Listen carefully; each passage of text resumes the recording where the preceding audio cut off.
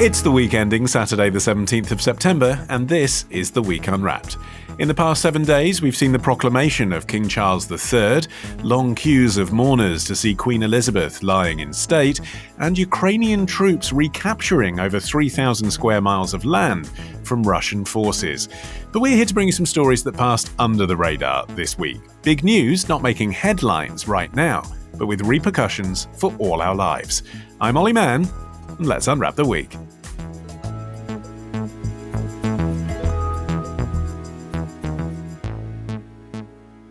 And joining me today from the week's digital team is Julia O'Driscoll. From refugee podcast Integrate That, it's Abdulwahab Tahhan. And my co-host from your second favourite Olly Mann podcast, Today in History with the Retrospectors, it's Arion McNicoll.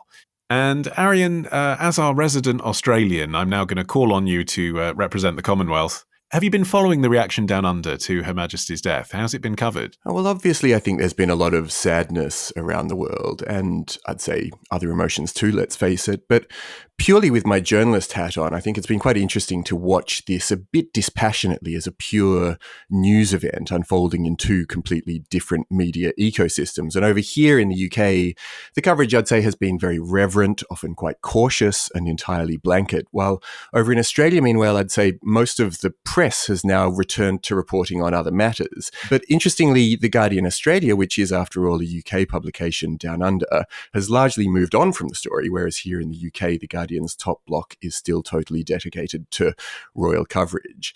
Okay. Abdul, you're up first with your story of the week. What do you think this week should be remembered for? The Metropolitan Police doesn't have enough officers to beat the crowd.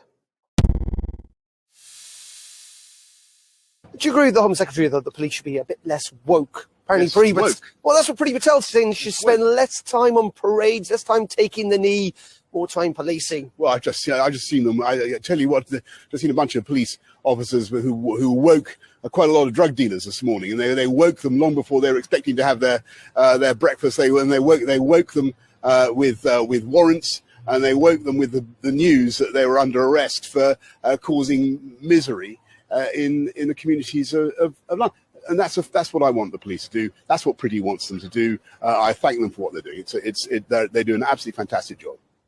You can't fault his linguistic dexterity, can you? Former Prime Minister Boris Johnson there, talking to Sky News when sprung with a question about woke policing last month. Abdul, what's been happening this week? Well, this week, football isn't coming home as the match between Arsenal and Eindhoven was cancelled, which was scheduled to be played on Thursday evening because the Metropolitan Police does not have enough officers to go to the match and make sure that it goes smoothly. But on a more serious note, what is happening this week is that the appointment of the new commissioner, Mark Rowley, as the commissioner of the Metropolitan Police on the 12th of September. And from the very first day, things got really very, very difficult and stressful. His job now involves policing the funeral, which is kind of a daunting task. Yeah, the biggest ever policing operation undertaken by the Met, I saw one source say. It is. It's a huge operation. Of course, there is a plan. There's been a plan that's been in place for decades, but it's following on the plan. And now it's expected to have the Metropolitan expect to employ more than 10,000 police officers, which is around a third of the police force in England, in London, just to police the funeral and the dignitaries that are coming to London. It seems unlikely, though, Julia, that Mark Rowley is going to put a foot wrong on that. As Abdul said, there's been a lot of planning, and it's not as if he doesn't have the experience, is it? Tell us a bit about him. Yeah, so Rowley is a really experienced officer. In 2014, he was appointed the head of counterterrorism, and he actually previously ran for commissioner against Cressida Dick in 2017. So he's certainly experienced enough to take on the task. I think what's really interesting, though, about the timing of his appointment, I mean, as Abdul was saying, what a first day, to land with the planning of the funeral. The plans have been in place for a long time, but there's a number of other challenges that the force are facing that, in the coming weeks and months, Rowley's really going to have to prove himself on. Yeah, and we've talked about a lot of those challenges over previous episodes, haven't we, Arion? I guess, most notably still the fallout from the murder of Sarah Everard by a serving Metropolitan Police officer. I guess that's the big incident. But then lots of small ones along the way, strip searches that shouldn't have been authorised, intimidation, homophobia. It feels to me like with the Met, it's not necessarily one big story. It's a build-up of a lack of trust. I think that's right. And I think that the police have a lot of work to do generally, and now Rowley is at the head of that. He himself says that he has a 100-day plan to, as he says, turn around Britain's biggest force. But, that in a sense will potentially come back to bite him if he hasn't, within the next 100 days, managed to do all of the important work that he has set out to do, including things like, lifting public confidence was one of the things that he said specifically before he got started, and then also increasing the proportion of crimes that the Met solves and boosting the number of officers in local neighbourhoods to build relations in those two ways. One, that they're going to be actually solving crime, and two, that they're going to be visible and on the streets. So I think that these are really important measures, but 100 days from now, let's see how he's doing. And this sort of woke business that was in your clip there, Abdul, that the former Prime Minister was being asked about, do you think there really is a problem around that? The insinuation of the question is that somehow the police having a view on things like LGBTQ plus issues or taking the knee or so-called virtue signalling on social media, that somehow stops them catch the bad guys.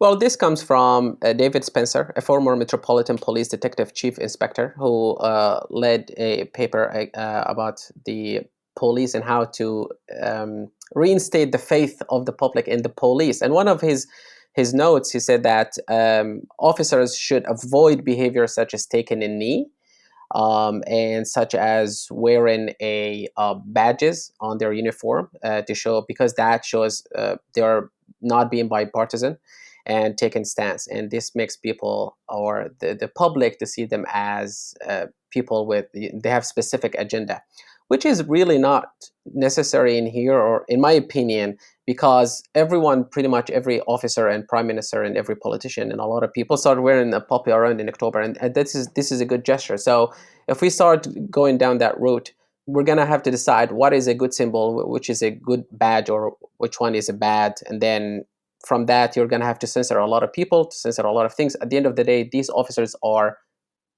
people, they're human beings, and they're allowed to have emotions, and they're allowed to support issues and causes.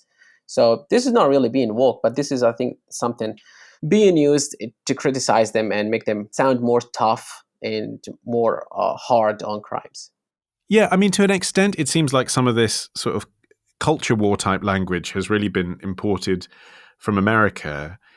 And I suppose there are those that would say as well that some of the feelings that the police are institutionally racist comes from America too, when people see slews of unarmed black men being killed by American police on social media, and then sort of make comments about global police forces all around the world that are quite disparate. But we have seen again racism rear its head in the Metropolitan Police, haven't we, Julia?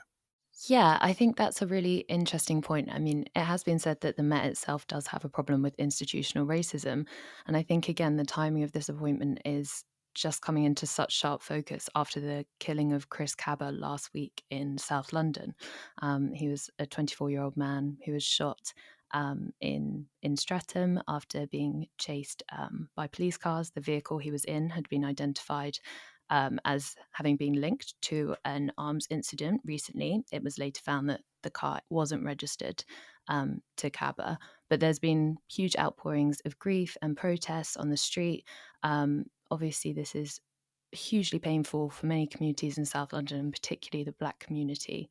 And I think that is just going to raise even more questions about racism within the force. And Cabba's family themselves said that they fear that had their son been white, he would have been arrested on the evening that he was shot rather than killed. So I think, yeah, it's a really good question. It's a particularly timely one at the moment. And you can also see how the accusation of wokeness is a reaction to a reaction. That the police, in a sense, were trying to show that they weren't prejudiced, that that they were dancing at pride parades and they were taking a knee at significant events. So in a funny way, that sense that they are now too woke is a reaction to their course correction, which I must say Rowley also has a plan for. He has this drive against prejudiced and corrupt officers, which is going to see a boost of more than 30% in the number of investigators in the Met Zone so-called line of duty unit. We'd all sort of recognize it via that name better than its actual name, the Directorate of Professional Standards. So there is this internal push to try to stamp out both prejudice and corruption within the police. But I think that those images that we've seen of them doing proactive things to try to demonstrate their lack of prejudice is a reaction to that. I mean, Abdul, you've lived in a variety of countries, as you've documented in your work. How would you rate well, this is about London, I suppose, but it's about Britain, really, how Britain interacts with its police force as against other countries you've lived in, which I imagine have a worse relationship? Coming from Syria, I remember before leaving Syria, I used to run away from the police. I remember one day I was walking with my friends, and the police officer stopped us. It was 3 a.m. and he smacked us 2 times each of us, asked for our IDs, and then we walked and we laughed, says, "Ha ha ha! Just 2 times, not 6 times." We were so happy and so lucky. And then the protests the uprising started in Syria, and they were shooting live rounds at us and killing a lot of people. And then I escaped. I came to London. I remember I asked once an officer for help, and they helped me because I didn't know how to get to Victoria. And I was like, they didn't shoot me, and they welcomed me. And one of them called me love. And I'm like, already, my mom will be so happy to hear that. But so coming as a stranger coming to England, interacting with the police was a very, very positive experience for me. I once asked an officer when I was living in Southampton, I said, "Is it safe to walk in the evening?" He said, "Do you feel safe?" I said, "Yes, I feel safe." He said, "Then it is safe to do so." But this is all from a personal experience. I now live in Hong Kong. I'm staying here in Hong Kong. It's pretty much the same for me, where I see the Hong Kong police, to me, to a foreigner, to a white person, considered white, I'm not white, but they think I'm white. They're very, very friendly to me, to be honest with you. Like, they never stop me. But again, this is because I'm a foreigner, not a national. So I don't know. For me, personally speaking, from just personal experience, all my interaction with the police in England has been positive. I mean, is it just one of those jobs, Julia, that's always going to end with some controversy, some scandal, you having to take the responsibility for something going wrong, because it's an institution of so many people, many of whom have been there for decades, and it takes ages to turn around? I suppose what I'm asking is Mark Rowley going to last any longer than Cressida Dick? Yeah, I think that is a really good question. I was looking at kind of what people actually want to see change within the Met, and it varies from person to person, but the main kind of themes were this change in culture, more transparent communication, and trust. And communication perhaps is the easiest of those to action, but the other two, that is work that's going to take a really, really long time. And actually part of what we were saying about whether or not individual officers can choose to wear a badge that signifies their beliefs on something, surely that is part of a trust building exercise as well, in terms of being able to see police officers and potentially make a connection. So yeah, I think Rowley has a really tough job in his hands, and it's really going to be a case of seeing how quickly change can be brought about. But we know that really this is a long game. Okay, Arion, I'm coming to you next after this.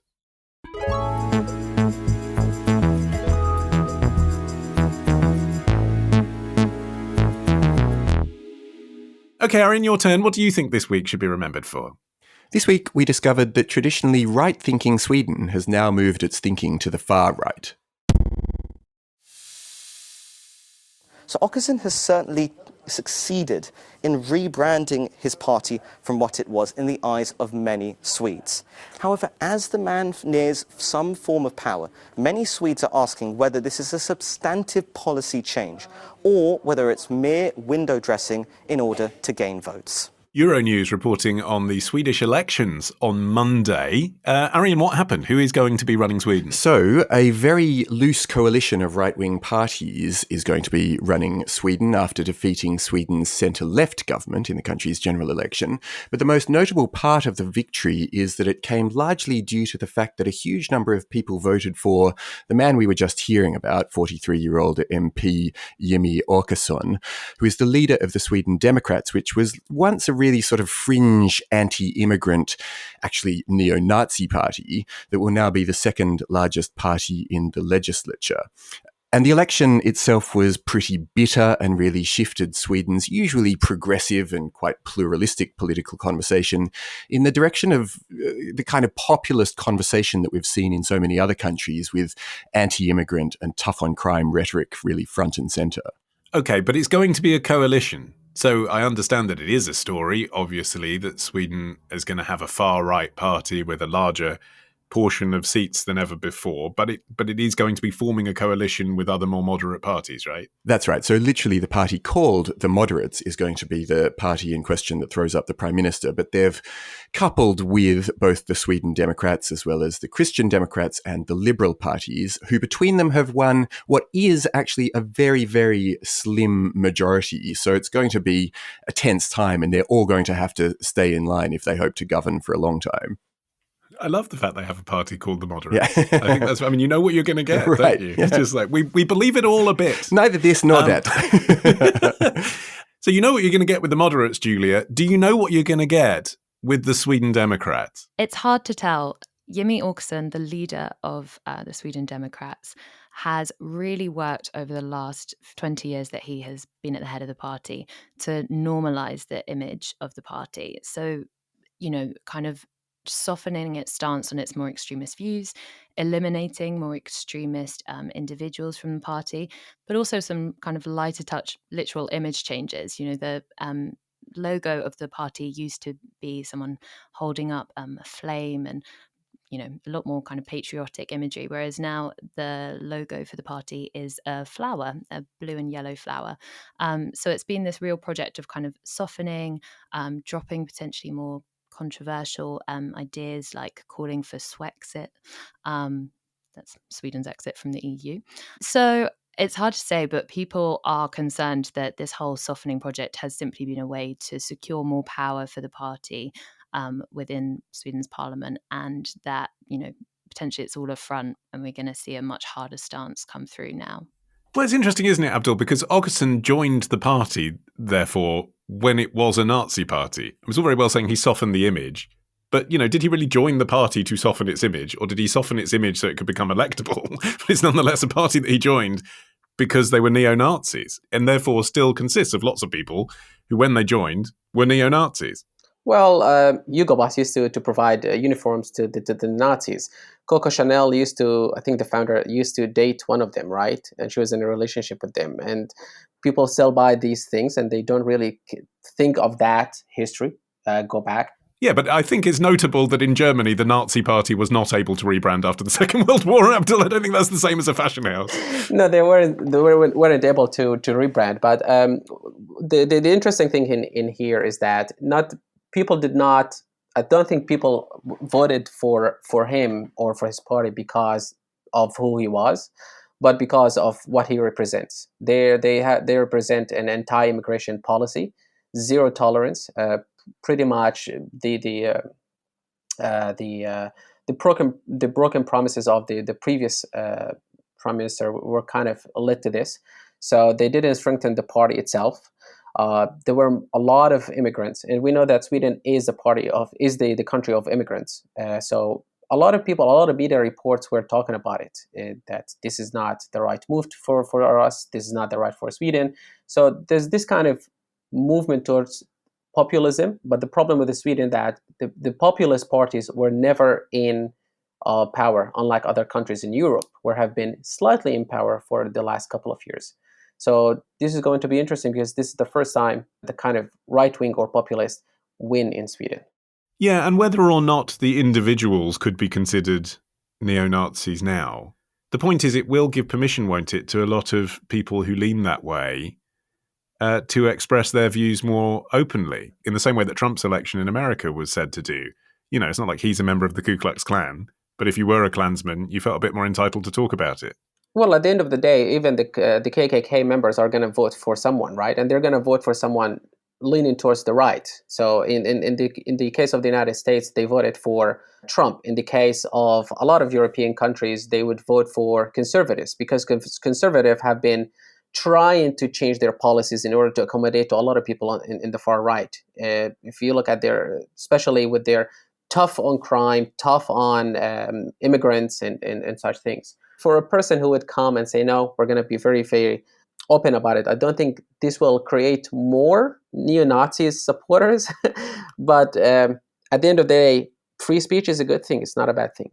I mean, the people, the sort of normal people, if you like, Arion, the people who aren't on the fringes, the sort of, general public who voted for the Sweden Democrats in this instance, they presumably mostly were voting for tighter immigration control and native nuclear energy and an emphasis on law and order, not because they're neo-Nazis, but because there was a failing. There was a gap in government for the last 10 years providing those things, and they wanted to see it happen.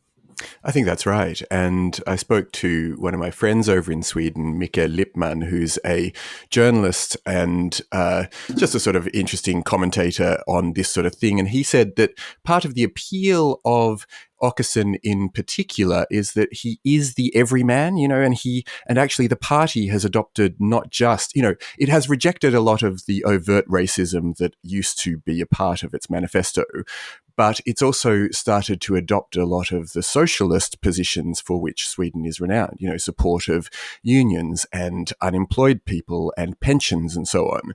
So, a lot of people are voting for them for those reasons, as well as you say, to tighten up on immigration, because a lot of people have connected this huge rise in gun crime in the country. In 2021, Swedish police reported that there were 342 shootings and 46 gun-related murders, whereas in 2015, there were just 25 shootings. So there's been this huge rise in the amount of gun crime in the country. And a lot of people connect that with the immigration that's happened, whereas again my friend Mike says, well, actually it's probably more related to A, poverty, and B, the illicit drugs trade that is a problem that society has to deal with in other ways, not just clamping down on the borders. But, for so many people, the solution to complex problems is often kick out the people who look different to us. How do you think this might affect how Sweden engages with the world, Julia? It's going to be interesting to see how this plays out. Particularly in Europe, and thinking about the last 6 months or so, we've seen kind of a general move to the right. Thinking about the historic success of Le Pen's party in France earlier this year. Italy is looking as though it's likely to have a very far right-leaning new leader installed by the end of the month. So I think this does raise some really significant questions for kind of the European project, particularly as Sweden is taking over the rotating presidency of the Union next year. And of course, Sweden's also seeking NATO membership. Turkey has already said that the country's next leader needs to kind of make good on an agreement that saw the country lift its veto on allowing that to happen. So I think we're going to quickly find out how it's going to play out on a global stage, but what that might look like is yet to be seen. Abdul? Yeah, one thing to add to what Arion said about blaming the gun violence on people who don't look like Swedish people. When I visited Sweden, there are so many Syrian refugees now in Sweden. In some in some small villages, and it would be really difficult to see who is the Swedish person. It's like they're kind of the minorities, not the majority.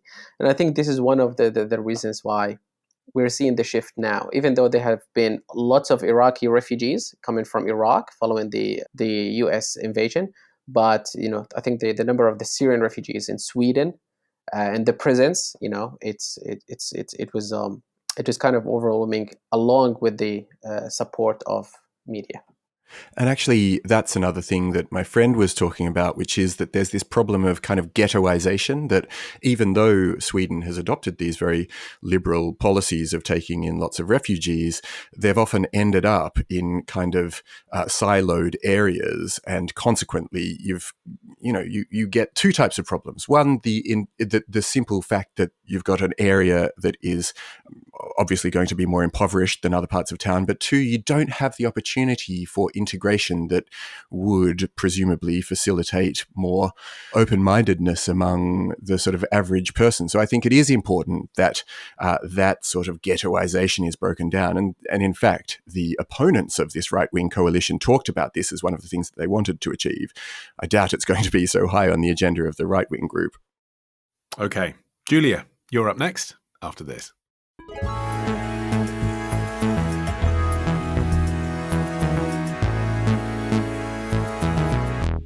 Okay, Julia, you're finishing the show. What do you think this week should be remembered for? Passwords are so iOS 15. We're talking about cybersecurity today and how safe people's passwords are. What is one of your online passwords currently? It is my dog's name and the year I graduated from high school. Oh, what kind of dog do you have? I have a Chihuahua Papillon. And what's its name? Jameson. Jameson. And where'd you go to school? I went to school back in Greensburg, Pennsylvania. What school? Hempfield Area Senior High School. Oh, when did you graduate? In 2009. Oh, great. It's like my cat's name and then just like a random number. Okay. Has you had this cat for a while? Yeah, she's my childhood pet. Aw. And what's her name? Her name is Jolie. Jolie. Mm-hmm. So like a password of yours would be Jolie and then a number. Yeah. Like number 1? Like my birthday. Oh, when is your birthday? June 12th. Oh, nice. And what year were you born? 95. Oh, great. Mm-hmm. So Jolie, 6, 12, 95. Yes. Got it. Members of the public handing over their passwords in a sketch from Jimmy Kimmel Live back in 2015. Julia, what is the relevance of this to this week? So this week, Apple rolled out its latest operating system, iOS 16, and it has a whole load of new features and security fixes, which people are very excited about. But the one that I wanted to draw attention to this week is passkeys, which are potentially going to mean the beginning of the end of passwords and better internet security. Well, that sounds lovely. How does that work?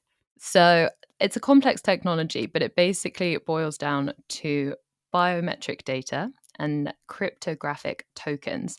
So I've read a couple of explainers on this, and basically any website or app that you would create a username for normally or enter your email address, you will now have created you'll have like a set of keys. So there'll be one key that is stored within that website or app, and then another key is stored within a device of your choosing that will kind of authenticate your identity.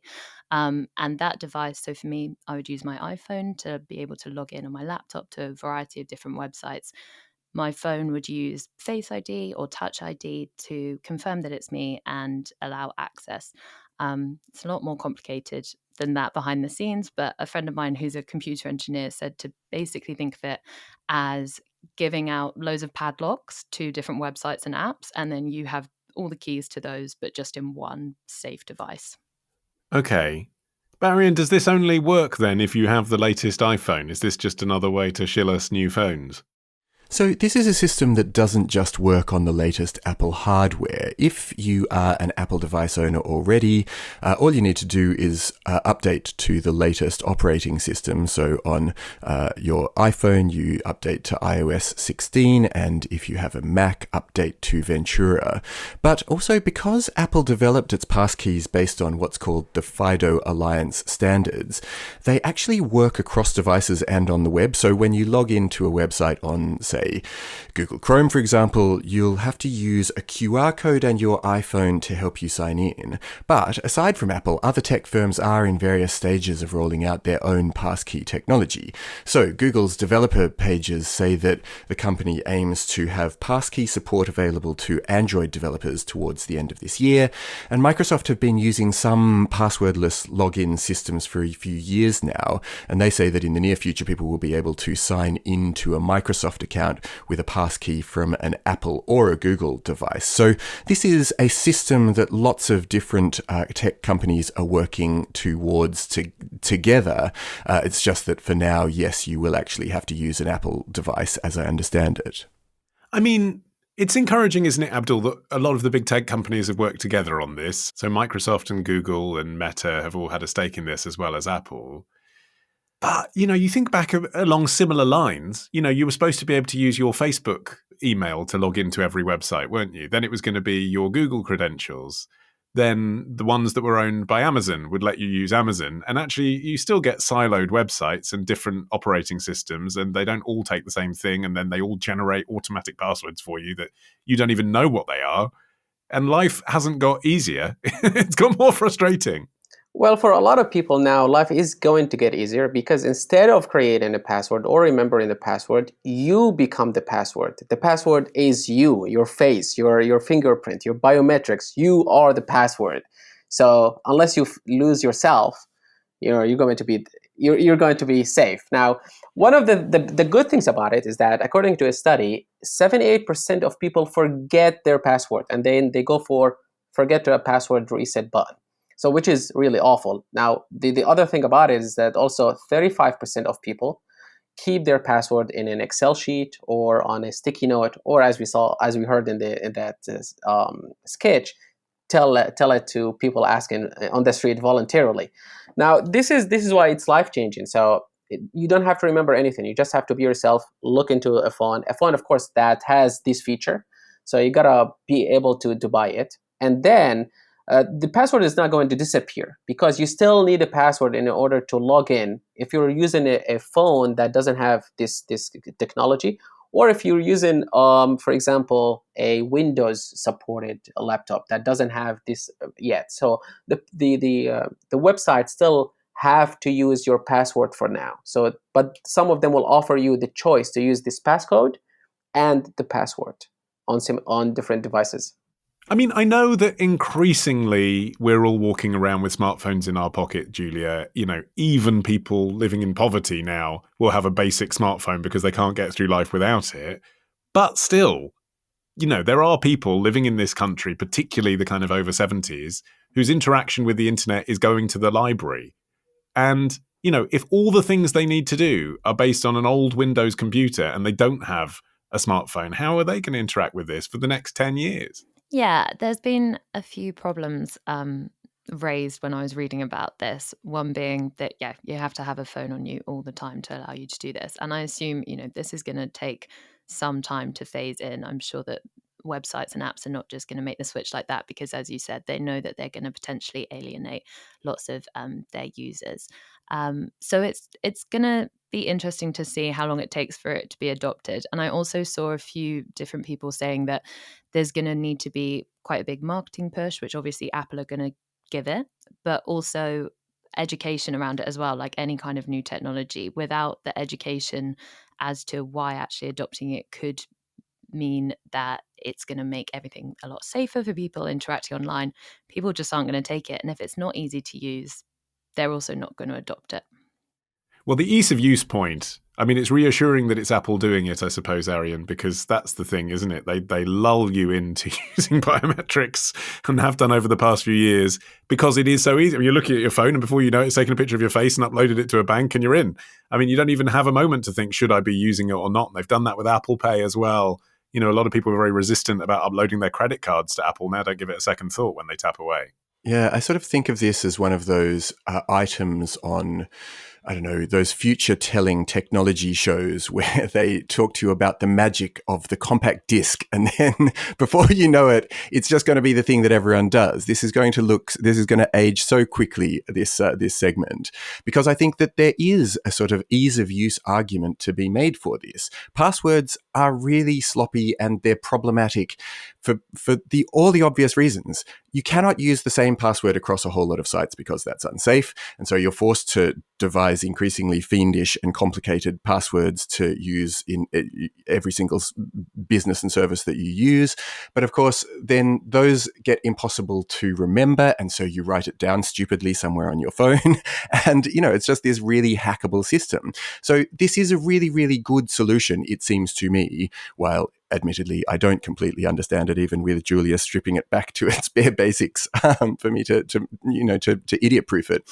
But I think it does seem like in Apple's safe hands, as you say, if they can make it something that we can just do without thinking about too much, or any other business, frankly, then, frankly, I welcome it, because it is hysterical to look at the recurringly idiotic passwords that remain the most popular, including the top one of all time, which is 123456. Yeah. Closely followed by like password and, 6 ones and so on. I'm sure that if you take the first initial of the website and the last initial of the website and then write 123456 in the middle, it's totally secure, Arion. That's nonsense. Yeah. I mean, for those of us, Abdul, who aren't idiots, though, and who are, capable of remembering all our passwords and think, well, I don't write things on sticky notes and I don't tell people my password, there's still some reassurance, isn't there? Because it's to do with the third-party websites that are keeping the other half. So I do feel reassured because, the likes of, I don't know, shopping websites that you visit once to order a bouquet of flowers suddenly have your password in there, and you worry about their security. This way, they don't know what your password is, right? No, they don't know what your password is. But even if there's no reassurance from a third party, people will do it because Apple said so. People will do it because, for example, when there's no other way, even if you don't trust a third party, like when you rent a flat in London and you put your deposit, and your deposit is a third party company that keeps your deposit, and you always lose the deposit and they give it back to the landlord. There's no, even if you trust it or you don't trust it, you're going to have to do it because everyone does it. Just like when Twitter first came out, not a lot of people had a Twitter account. Everyone now has a Twitter account. So whether you like it or not, you got to keep up with it. And just to be clear, Julia, what was the name of your first childhood pet? Harry. And what year were you born? 94. 94, thanks. Okay, that is it for this week. My thanks to Abdul, Julia, and Arion. You can follow this show for free and get every episode as soon as it's released. No password required. Just search for The Week Unwrapped wherever you get your podcasts and tap follow. Remember as well to check out our sister show from the week, The Overview. In the meantime, I've been Olly Mann. Our music is by Tom Morby, the producers Sophie King and Izzy Boujard at Rethink Audio. And until we meet again to unwrap next week, bye-bye.